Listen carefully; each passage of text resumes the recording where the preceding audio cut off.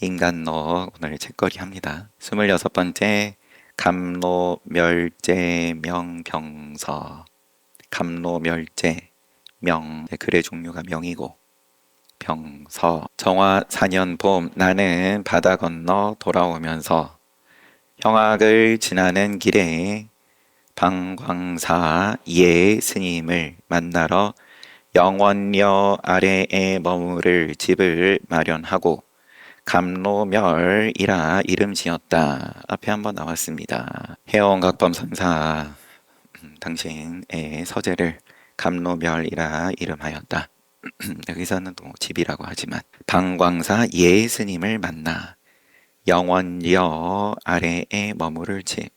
뭘 여라고 하는지 정각에 붙이는 이름인지 여튼 도인 법태가 그 뜻을 설명해 달라 청하기에 그에게 말하였다. 도교 수행자인지 법태라는 자가 설명해 달라고 해서 삼조승찬 스님은 북제의 천평 2년에 소림사에서 법을 얻은 후 환공산에 은거하며 죽을 때까지 이름을 밝히지 않았고, 삼조승찬 스님은 마찬가지로 몇 차례 나왔습니다. 당신 스스로를 드러내지 않은 것에 대해서. 하지만 신신명은 세상에 우뚝 섰으니까 다음 책을 신신명하고 형각 스님께서 쓰신 이름이 또 갑자기 생각이 안 나서 합본으로 되어 있는 책을 볼 참인데, 환공산에 은거하며 죽을 때까지 이름을 밝히지 않았고, 해안 스님은 수 문제가 개황 7년에 천하의 모든 사제 도첩을 지닌 승려를 조사할 때 내 본디 이름이 없다 하고 마침내 숭산에 은둔하였다. 수 문제가 그러면 뭔가 스님들에 대해서 정리를 했습니다. 도첩 지닌 스님들, 가짜 스님들하고 그거는 예나 지금이나, 지금은 세상이 밝아졌으니까 그래도 그러하지만 조사할 때 나라에서 파악을 할 때 해안 스님은 거기에 그냥 당신의 이름을 올리지 않았다. 숭산에 은둔하였다. 해안 국사이실 텐데 이 해안 스님은 두 스님은 삼조승천 스님하고 해안 국사 이름과 누를 싫어하며 흔적을 싫어하셔가지고 그렇게 도하게 한결같이 정진하였으니 나는 참으로 그분들을 흠모한다. 이에 명을 쓰는 바이다. 듣자하니 갑로수를 마시기만 하면 불로 장생한다는데 식지장생 정멸법계에도 그런 이름 있도다. 정멸로서 태어나고 곡신으로서 죽지 않음을 오직 부처님과 노자만이 그 뜻을 말했도다.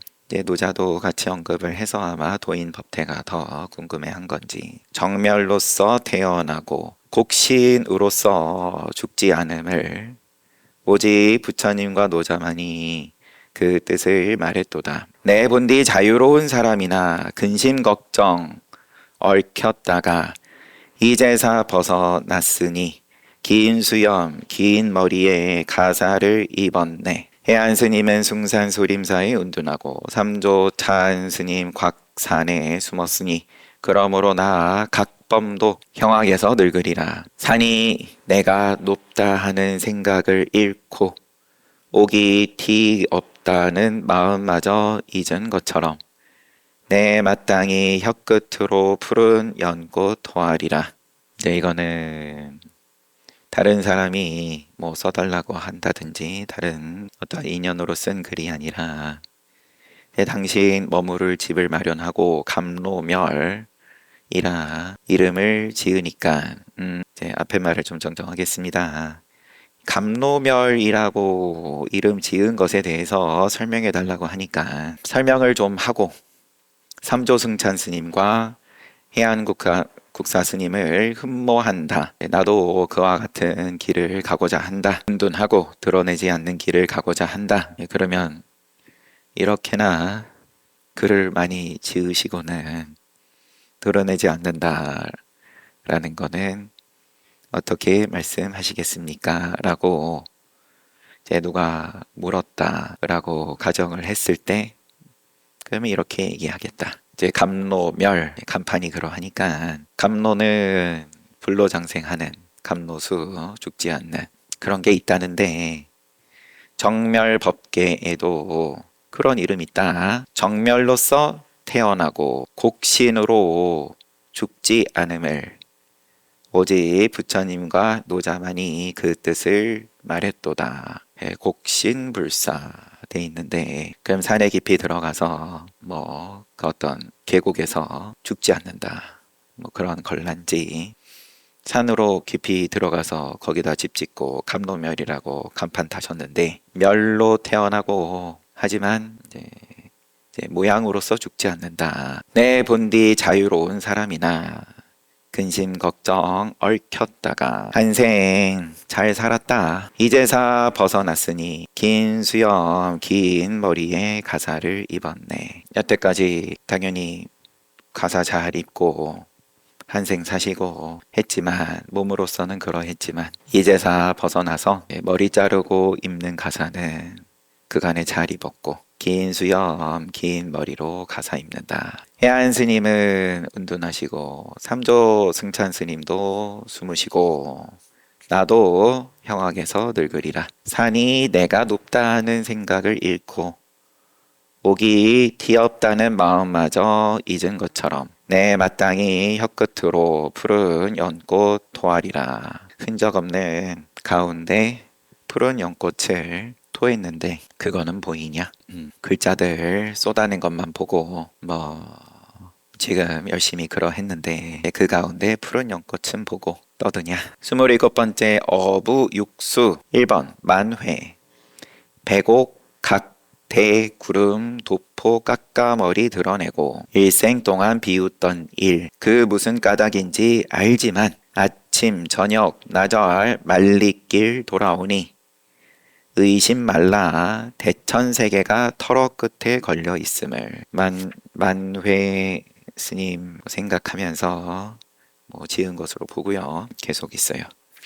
밭갈이 모르면서 밭이랑 나눠 받고 손님을 마주하면 북 두들길 줄 아는구려. 문득 노안 스님 귓속말 주고받고 노안 스님과 귓속말 주고받고 돌아서 밀치고 떠나가니 나의 구문 길 막지를 마오. 두 번째는 약산 학처럼 고고한 정신 구름처럼 드높은 격조 사람에게 밀려오는 그 기상은 서리의 천지가 환하듯 하다. 소나무 아래서 보던 경문은 아직 다 보지 않았는데 저녁 노을 뉘엿하니 차 끓인 연기 바람에 날려 시냇물을 빙 두른다. 소나무 아래서 보던 경문은 아직 다 못 봤는데 근데 해는 지고 차 끓인 연기 바람에 날려 시냇물을 빙 두른다. 누각은 진기하여 사방을 환히 비추는데 빛은 새어나가지 않아야 비로소 영묘하다.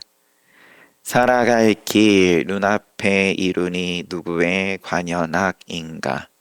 우뚝한 봉우리의 소리 한마디 달빛 아래에선 맑은 피리 소리로 들리노라.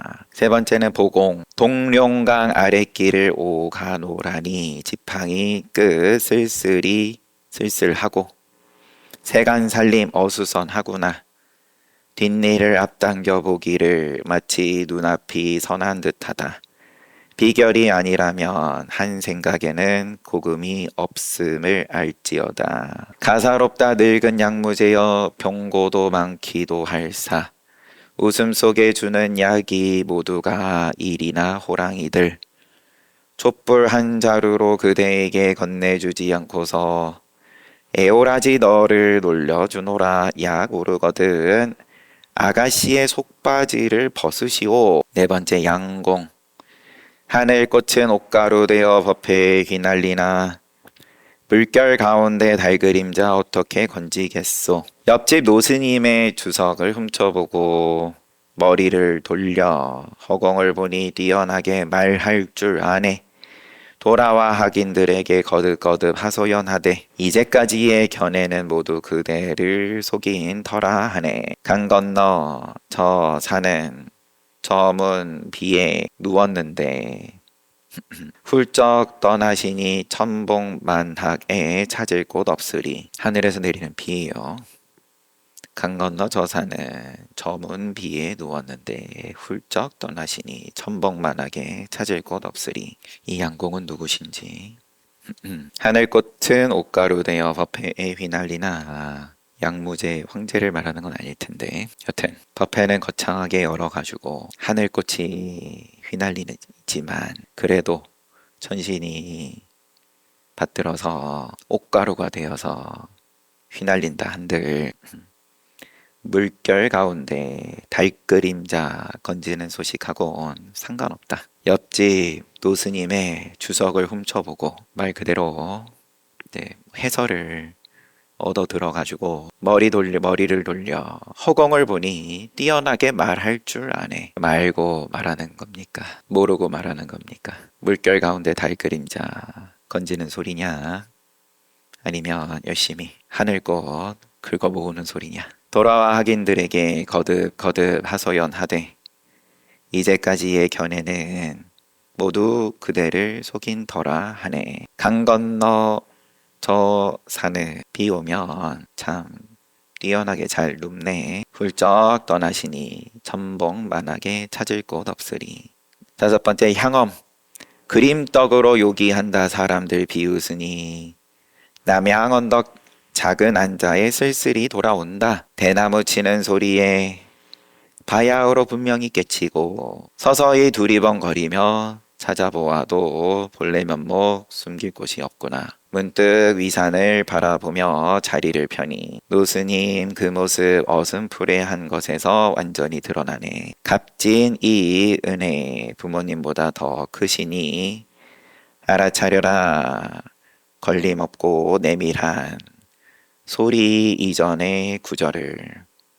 향엄스님 기와 쪼가 대나무에 부딪히는 소리 듣고 대어하셨다. 위산스님께 아무리 알려달라 그래도 알려주질 않아가지고 좌절하고 나는 끝났다. 이번 생은 답 없다. 복을 열심히 지어야지. 복이라도 엮어가지고 이제 그걸로 보시하고 지내시다가 이렇게 크게 시절 인연을 만나신 다음에 그런 다음에 위산을 바라보면서 감사를 표했다. 그때 알려주시지 않은 것에 대해서. 여섯 번째 단하. 돌 바위길 매끄러울까 두려워하지 않았으니 돌아온 후 어찌 망아지에게 짓밟힘 당하랴. 마조스님. 한마디 말에 온몸에 뼈마디 바리바리 쏟아지니 쓸모없는 법이 없으면 신령하게 밤낮으로 광명이 통하리라. 옛절의 차가운 날씨에 온몸이 떨려오니 한밤중에 목불상을 모두 불태워 등짝이 따끈따끈 단 꿈 꾸는 기분은 상통케 하도다. 무턱대고 지독실이 매 때린다면 원주의 수염을 모조리 뽑아주리라. 다나스님은 앞에 안 나와서 그런지 주석이 좀 있습니다. 처음 마조스님 배웠으나 마조스님은 나는 그대의 스승이 아니라 하며 석도이천 스님을 찾아가게 하였다. 그리하여 석도스님 찾아 머리를 깎고 다시 마조스님께 왔다. 마조스님이 어디 갔다 왔느냐 하니까 석도에 갔다 왔습니다. 마조스님이 다시 석도에 가는 길은 미끄러운데 넘어지지나 않았느냐 하니 미끄러져서 넘어졌다면 다시 오지 못했을 것입니다. 석도 이천 스님의 법이 조금도 티끌도 용납하지 않는 법인데 미끄러지지 않았냐. 거기에 대해서 당당하게 이야기를 하고 마조스님께 한마디 말에 온몸에 뼈마디 바리바리 쏟아지니 쓸모없는 법이 없으면 신령하게 밤낮으로 광명이 동하리라. 다나스님이 해림사에 묵게 되었을 때 목불상으로 불을 떼니 원주가 따지자 절에 갔는데 마침 자리 비우고 아무도 없으니까 나무로 조성한 부처님을 내려가지고는 이제 이제 불 지펴가지고 몸을 쬐었어요. 그러고 있자니 원주가 와가지고 뭐 하는 짓이냐고 당연히. 그러니까 사리를 찾는다. 불상에 무슨 사리가 있겠느냐고 따지니까 그러면 사리 없는 부처는 무슨 영험이 있냐. 나머지 불상도 마저 태워야겠다. 원주는 그 뒤에 눈썹이 빠졌다. 근데 뭐 이야기는 이렇게 전해지는데 눈썹은 선문에서는 항상 도에 빗대가지고 그런 원주가 뭔가 또 안목이 바뀌었다 일난지. 자, 이렇게 책을 한 2달 본 것 같습니다. 중간에 또 한 번씩 이제 쉬기도 했고 2달 봤으면 요번에 우리 동안거와 함께 한 건데 구업 짓는 것을 각오하고 조금 편하게 봤어요. 그러다가 또 아닌 것 같으면 또 뻔뻔하게 정정하고 맨 앞에 이제 해제를 보니까 아 맞아 이런 책이었지. 해제를 볼지 아니면 서문을 볼지. 해제의 운암 해온각범 선사에 대한 내용이 조금 있으니까 해제입니다. 인간록은 북송의 해온각범 1071년에서 1128년 스님이 찬술한 책이다. 불법의 종지와 총림의 수행에 관한 이야기 300여 편을 상하 2권으로 또 마지막에 신편 후집은 부록 또는 속집이라고도 한다. 방금까지 본 거입니다. 해영 스님이 지은 찬이고 명이고 개송 등 또 내지는 시도 육수 맨 마지막에 본 것 싣고 있다. 해영 스님은 덕홍이라고도 하는데 우남 진정극문 스님의 법제자로 남학의 13세의 소입니다. 법의 계보가 남학회양 스님으로 이어진다. 그리고 당연히 육조 스님으로 올라가는 거고 1071년 강서 서주부 신품현 유씨에게서 태어났다. 유씨라고도 하고 내지는 팽씨라고도 한다. 문헌에 따라서 14세의 부모를 잃고 삼봉 정 스님을 따라 출가하고 19세에 동경 천왕사에 가서 선비율사에게서 구사 또 유식 등을 배웠다. 후에 임재종 황룡파의 진정국문 스님을 따라 수행하면서 신법을 얻었다. 송나라 휘종의 숭령 연간에는 1102년에서 1106년에는 무주 경덕사에서 살다가 후에 금능 청량사에서 살았다. 강서 남품부 홍주의 성문사에 있을 때 학덕과 제필이 세상에 널리 알려져서 성문사 문필 해영각범 스님이라고 불렸다. 법포도 받고 또 적음존자라고도 불리고 숭령 4년 35세에 법화라는 스님의 무고를 받아서 도첩을 빼앗기고 유배를 갔다가 재상 장상령이나 태위 곽천신의 상소로 도첩을 회복하였다. 스님 자격을 빼앗겼다가 회복했다. 유배지에서 돌아와서는 상서의 남대에 명배감을 짓고 저술에 몰두하려 하였다.